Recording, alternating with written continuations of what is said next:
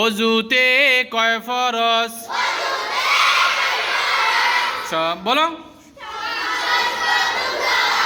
দোনো হাতের কনুই সহ ধোয়া, মাথা মাসে করা, দোনো পায়ের টাকনু সহ।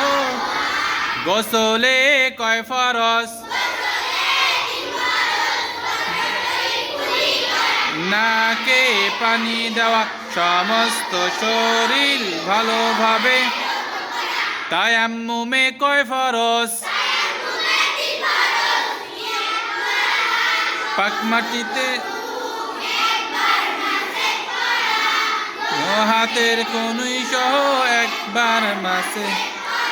অজু ভাঙের কারণে কয়টি?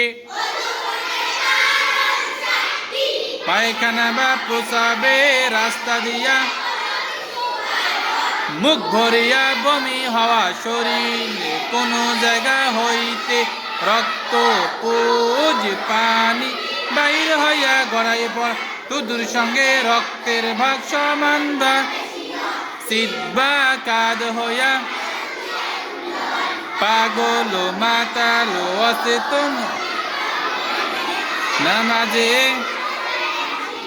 নামাজের বাহিরে এবং ভিতরে কয় ফরজ?